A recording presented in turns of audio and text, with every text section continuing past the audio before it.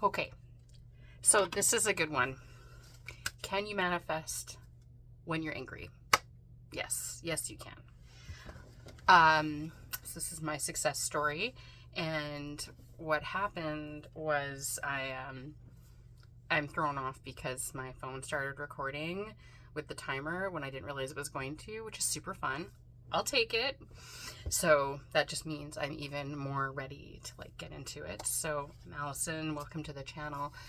I am a law of assumption based manifestation coach and happy to share what I know and happy to talk law of assumption with you and how can I live in the end with you today. So here's my success story. It was pretty instant, which is pretty great. So I am thrilled to share it with you because, of course, if I can do it, you can do it. It's just about attention and guiding our thoughts, as we know. And if you don't know much about law of assumption, I will be doing kind of like an overview in the coming weeks. I will be distilling down the concepts I think are most important to get you started before you go off and do your own reading, because I highly recommend going to the source. Neville and Joseph Murphy, even Florence Scovel-Shinn has some stuff in hers, but Joseph Murphy and Neville Goddard are the main ones. And we wish we could find Abdullah's writings. He was their teacher, but maybe he just decided to live a happy life and he didn't need to write anything down. He just taught the students that came to him that, he just taught the students, sorry, my hair's being dumb. He just taught the students that came to him that he resonated with, that he liked. Maybe he just was just comfortable enjoying the early part of the 20th century in New York. After having lived in Ethiopia, and decided he just wanted to enjoy himself and be happy. Who knows? Who knows about that? But we thank Abdullah for teaching the teachers that wrote about his work and wrote it down for us so that we can also assume that what we want is true. So this comes on the head of my biggest area before, because again, we're assuming that it is all fixed now, was money, and I used to struggle with it a lot. So when some old story money popped up yesterday and today, I was pretty mad because I started a new job and they cut all my shifts, which is understandable. They had to do what they had to do for the business. So I don't hold it against them at all, not even a little bit. But then, of course, I had thought, oh great, at least this part-time job can cover my rent. I'll figure out my credit card bills and food and transit later. Transit being one of the next things I'm going to talk about. So I was disappointed. I wasn't mad about that. I was just disappointed because I was like, oh no, like when I saw the schedule come in and I was on the schedule once instead of 4 times, I thought, oh no. But I thought, you know what? Okay. We are going to revise because my bills are always paid. Money comes easily to me in unexpected and expected ways. The 30th is a long distance away from today. So yesterday, I guess, was the 11th or 12th. I guess it was the 11th. Maybe it was the 12th. I don't remember now. No, it was the 12th. Yes. So I'm like, let's not wig out. Let's pull it back.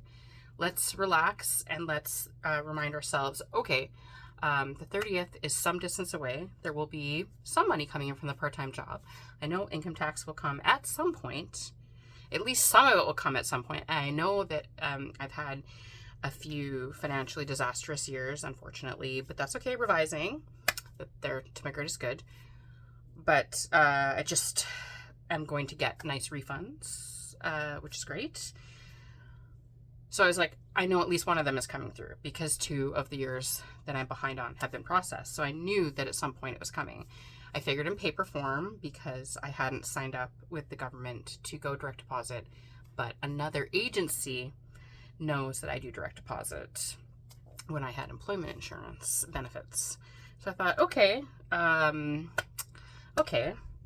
don't need to freak out. This is a temporary thing. This is an opportunity for me to see the businesses thriving so they can afford to give every single wonderful person they hired shifts, that they can give the person who transferred to get full-time hours, all the hours they want. I can see this as that. I can see customers coming through the doors. I can see it being a wonderfully a wonderfully thriving business, okay? And so I was like, okay, that's what we can do with that. That's what we can do with that. And they have to do what's right for them. So I totally understand.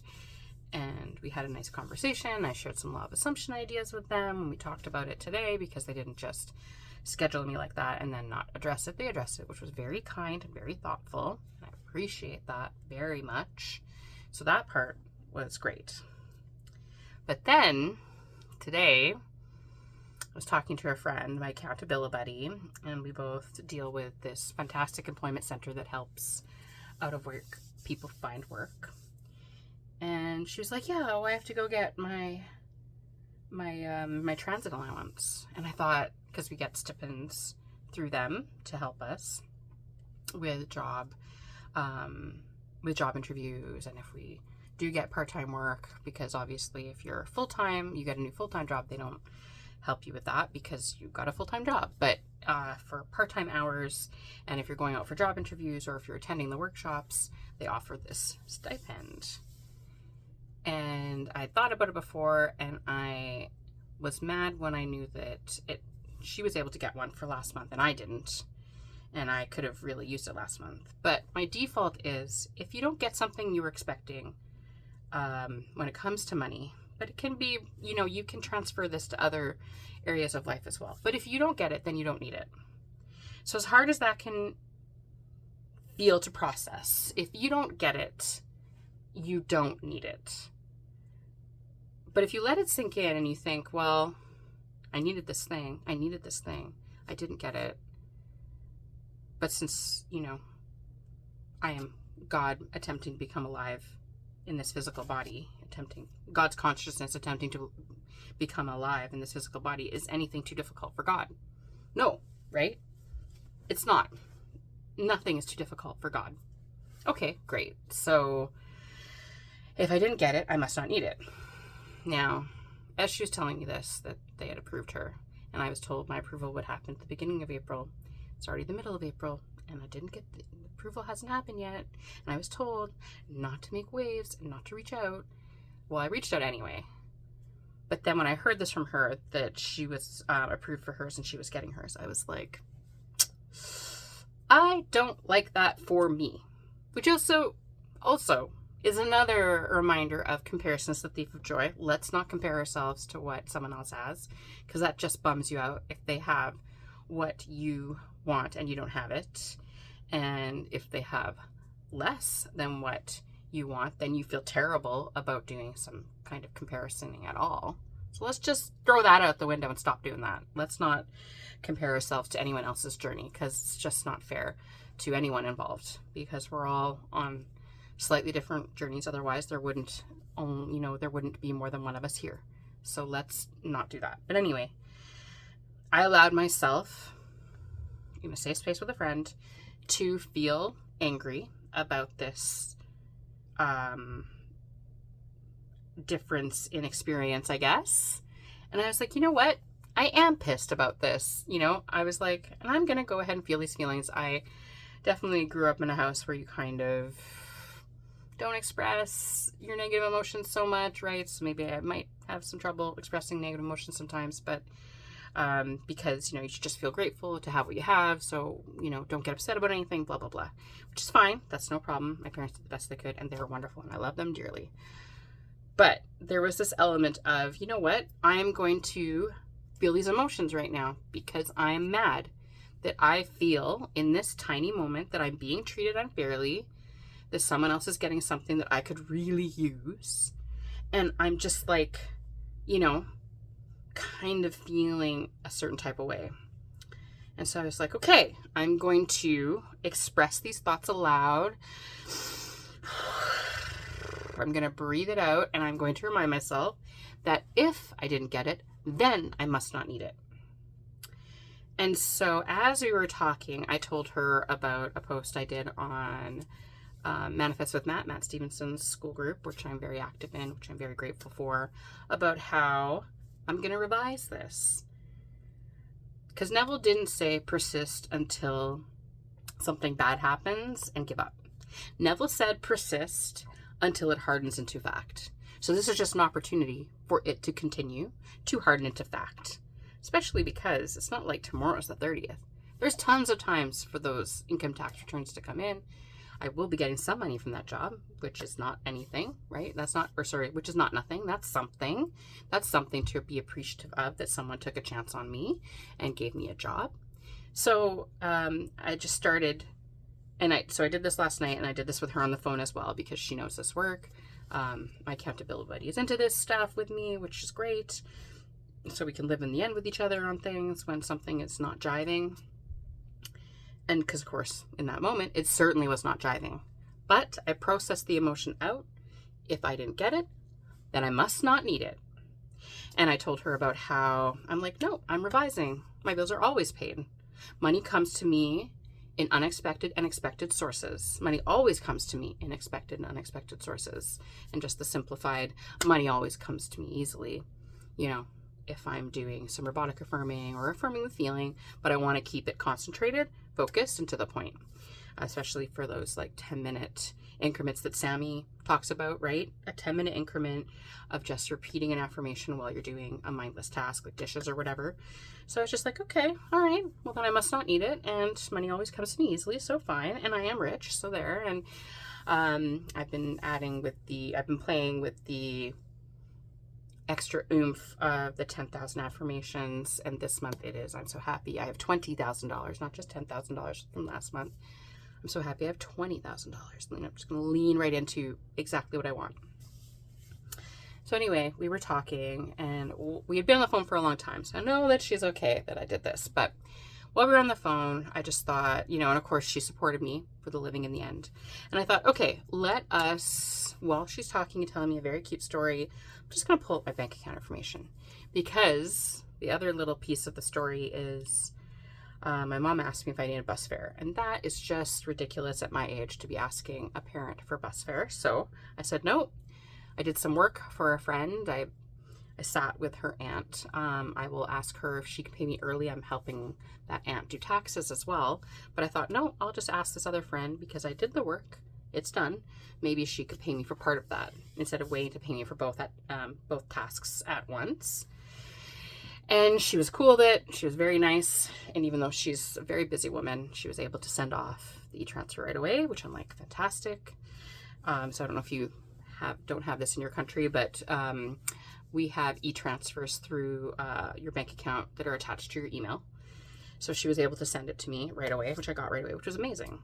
Now, the fun fact about it is I didn't get a notice for my overdraft. When you're inside overdraft from my bank, it'll give you the up or down. So if money comes in, it'll say, oh, let you know you're overdraft by $200. Oh, just let you know, it goes the other way. You go and buy something, it'll give you the overdraft. Oh, you have, you now are like minus $250, whatever. I didn't get that email from my bank. So I thought, I wonder if two agencies did talk to each other. I wonder if agency B talked to agency A, and they just decided, because of course everything is going so much paperless right now, because I wanted my tax return to come to me in the paper so I could take the check and I could deposit the check, because there's something satisfying about those checks from the government that are all watermarked and encrypted and beautiful, and I just like to touch it. I'm very tactile. But I thought, oh, I wonder, did agency A talk to agency B? Because I've been waiting for a tax return refund, and it had been about the time that, like the tail end of the whole time. And I was like, I wonder if that tax return showed up in my bank account. Didn't show up in my bank account. So while she's telling me a lovely story, my friend, my accountability buddy, I pull it up.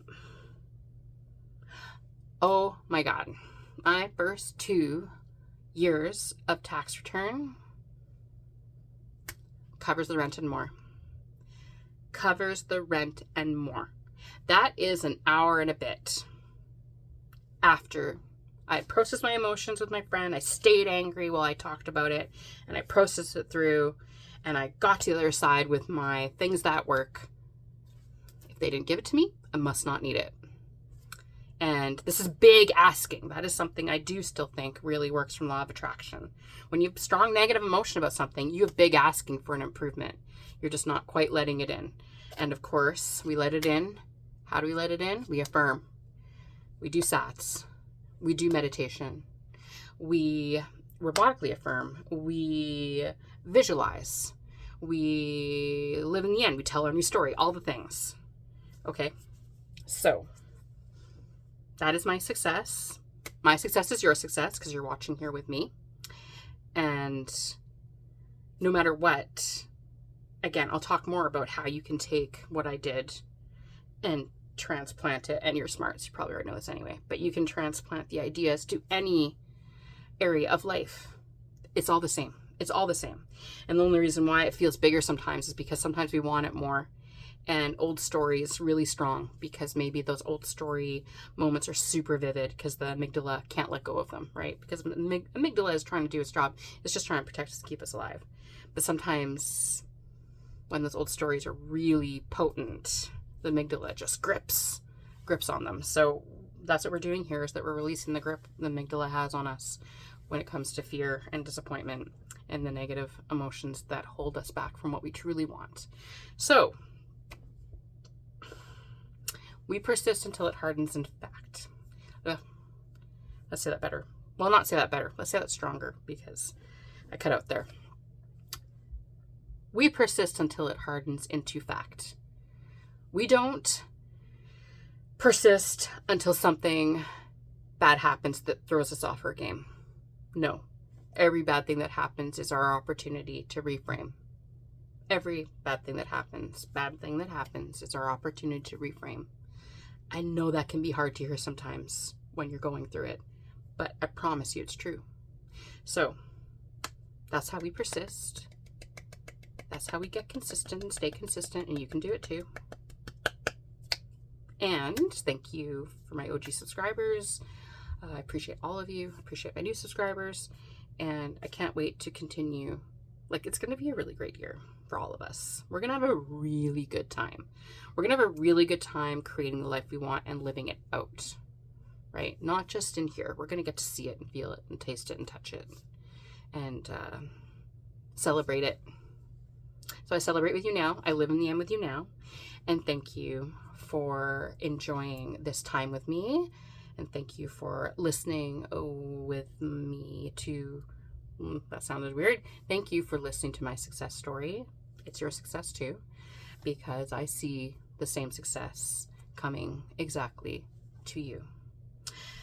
I'm also going to put a Matt video that he put out today about how if you listen today, that by 11 o'clock tomorrow, you're going to get good news, because who doesn't deserve to experience good news?